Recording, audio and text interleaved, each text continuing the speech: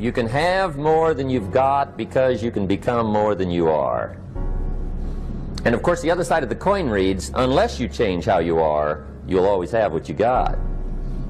Success is something you attract, not something you pursue. Success is looking for a good place to stay. So instead of going after it, you work on yourself. Personal development. See, the major question to ask on the job is not what are you getting?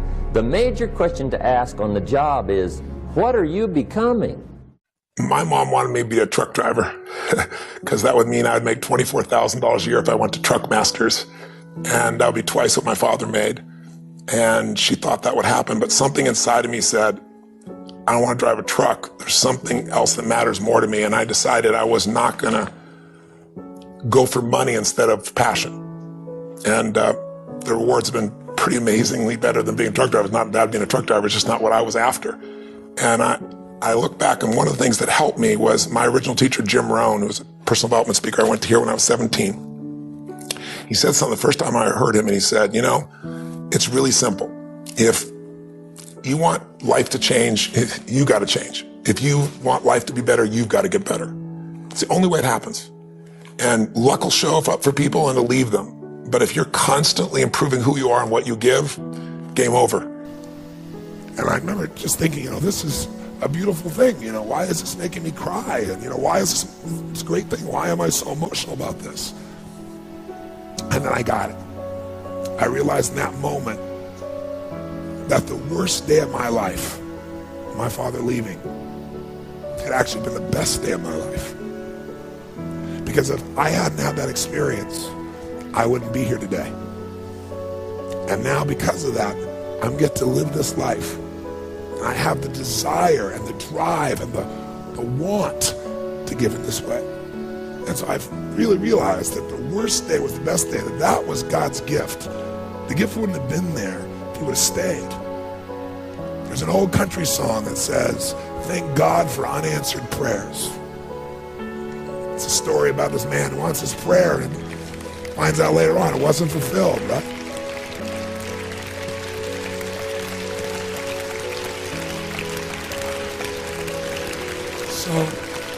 So I tell you the story for a couple reasons. One is, if you want to change your life, figure out how your worst day was your best day. It'll change everything, because it is if you look for it. If you find the deeper meaning, it is. You know, there's something in you that wouldn't be there without it. And the second reason is because I want to recruit your soul. Not for your money or business. I want to recruit you in this action of going and making a difference. I want to recruit you for you, because I know if you go do a few of these things, you'll get hooked and you'll make it a ritual and it'll change your life. You know, whatever things you do in your life, this is what it's really about. And you know, it won't be long before it'll be Thanksgiving here, and we still do this. You know, I start out the first year I fed 2 families, and the next year I fed 4. I'm going to double it. Next year I did 8, which was a lot of work. And I didn't tell anybody what I was doing, because I wasn't doing it for acknowledgement. I was doing it because it was right. But after a while I thought I could use some help. So I got my friends together and said, you know what, instead of just going and having turkey, let's give thanks. Let's go build baskets with food and great stuff, and let's deliver it to people. Then we'll come in and have a big dinner, and we'll talk about what we're grateful for and have our dinner. And so we did it, and it became a ritual, and it grew. And then I built some companies, and all my employees got involved. And then about 14, 15 years ago, I started my foundation. And last year, we fed over 1 million people now in 9 countries around the world, you know, on Christmas and Thanksgiving. It's been a pretty amazing experience, right? Thank you. Thank you. Thank you. Thank you. Thank you. So I thank you for your applause. I wasn't telling you for that reason. I want to recruit you. And you can give your money, but I'd much prefer if you would just go deliver the food. Because I'll tell you what's great. You'll be changed by that. It's easy to give money. But when you enter an environment, you give. You don't give as the giver. You go as the delivery person, but you're really the one that made it. It'll absolutely change your life. See if you can find some ways to multiply your value to the marketplace. And he said your income will immediately start to change. Up until then, I was hoping that the economy would change. I was hoping that my company would change. I was hoping that my paycheck would change. I was hoping that circumstances outside would change. And then here's what I found out. It isn't going to change. So then my question was, if it isn't going to change, how will my life ever change? And here's what my teacher taught me. When you change, everything will change for you. When you get better, everything will get better for you. And that's where I picked up that phrase, for things to change, you've got to change. You don't have to change the marketplace. You don't have to change the marketing plan. You don't have to change the economy. You don't have to change countries. You don't have to change circumstances out there. All you've got to do is look within and see if you can change yourself for the better. And as you change, things will start to change for you. Let me give you the day that turns your life around, as quickly as I can. I got 4 parts to the day that turns your life around, and then we're finished for the day. Number 1, disgust. Disgust.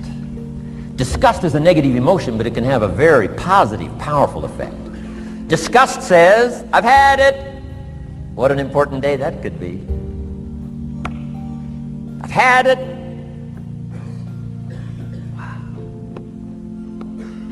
I met a beautiful, powerful, accomplished executive lady in New York. The company invited me to come in. This lady was the vice president, extraordinary lady. I got to know her and I found out her story. I said, how did you get here? Big income. And she never went to college, never went to university.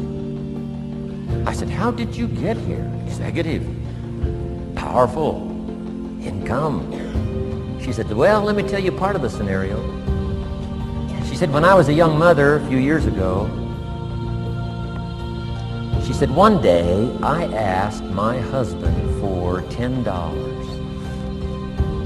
And he said, what for?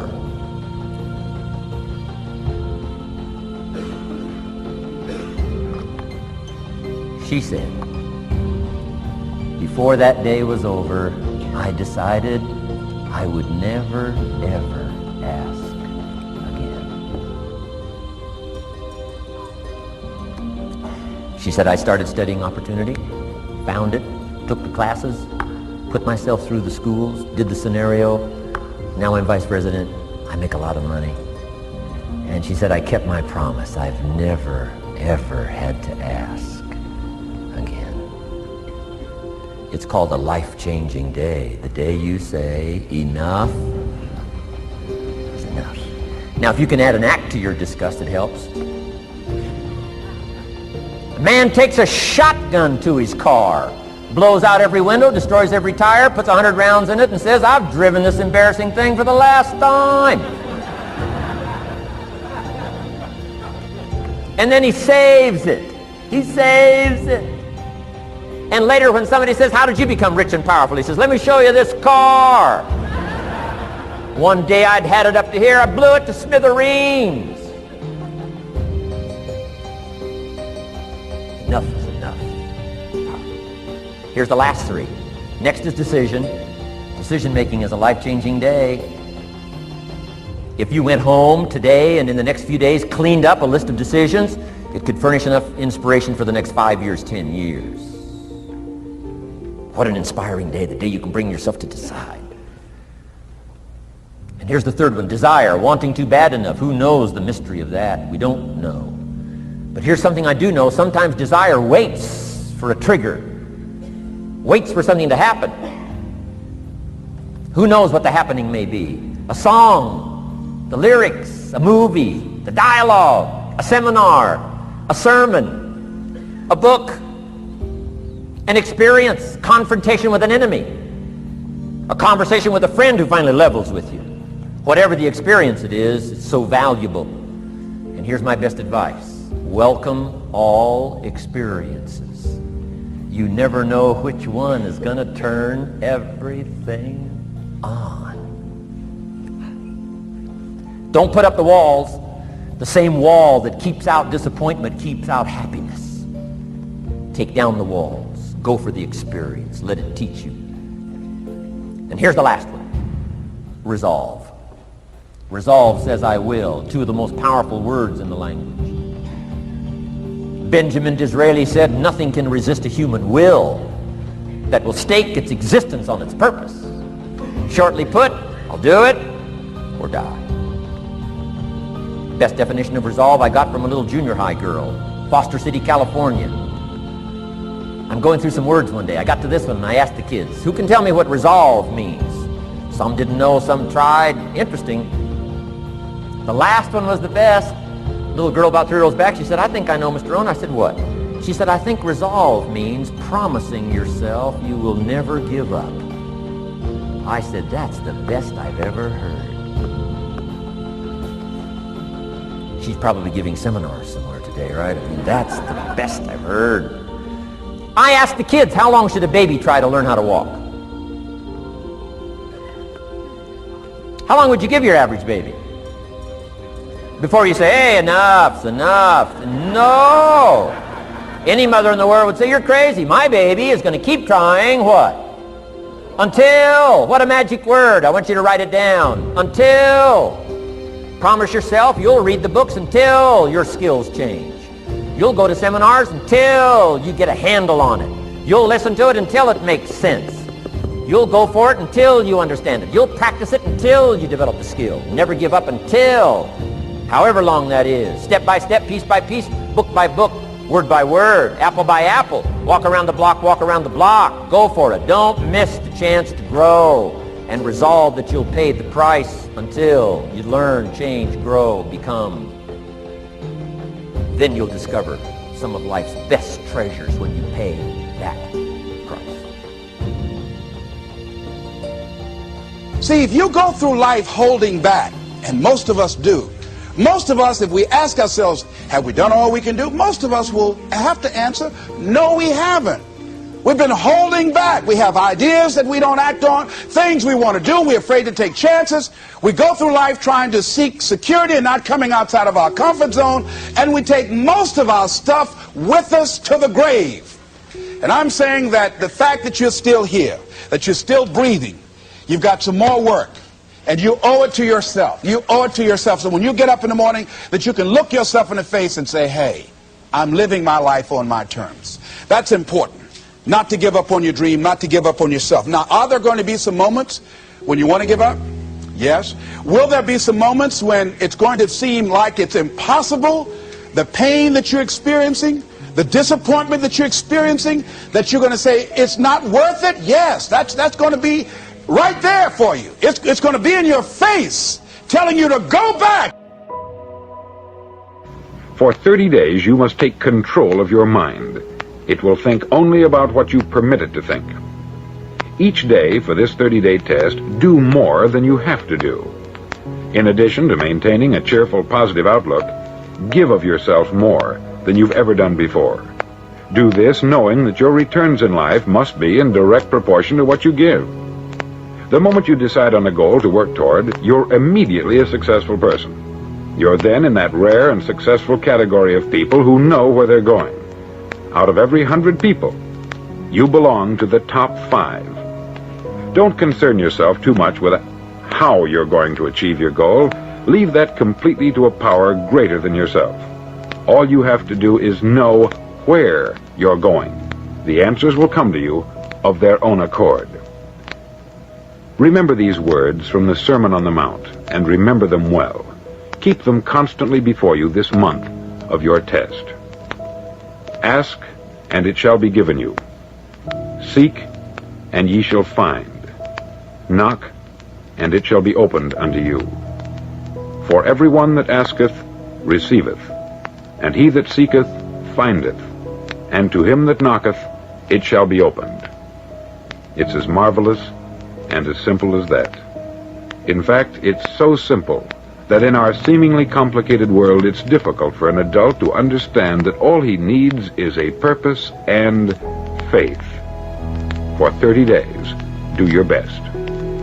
If you're a salesman, go at it as you've never done before, not in hectic fashion, but with the calm, cheerful assurance that time well spent will give you the abundance in return you deserve and want. If you're a homemaker, devote your 30-day test to complete giving of yourself without thinking about receiving anything in return, and you'll be amazed at the difference it makes in your life. No matter what your job, do it as you've never done it before for 30 days. And if you've kept your goal before you every day, you'll wonder and marvel at this new life you've found. Dorothea Brand, outstanding editor and writer, discovered it for herself and tells about it in her fine book, Wake Up and Live. Her entire philosophy is reduced to the words, act as though it were impossible to fail. She made her own test with sincerity and faith, and her entire life was changed to one of overwhelming success. Now you make your test for 30 full days. Don't start your test until you've made up your mind to stick with it. You see, by being persistent, you're demonstrating faith. Persistence is simply another word for faith. If you didn't have faith, you would never persist. If you should fail during your first 30 days, by that I mean suddenly find yourself overwhelmed by negative thoughts, you've got to start over again from that point and go 30 more days. Gradually your new habit will form until you find yourself one of that wonderful minority to whom virtually nothing is impossible. Don't forget the card. It's vitally important as you begin this new way of living.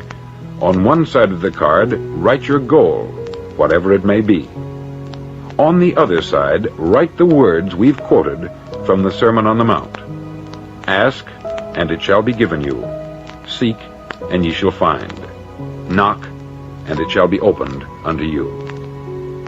In your spare time during your test period, read books that will help you. Inspirational books like the Bible, Dorothea Brand's Wake Up and Live, The Magic of Believing by Claude Bristol, Think and Grow Rich by Napoleon Hill, and other books that instruct and inspire.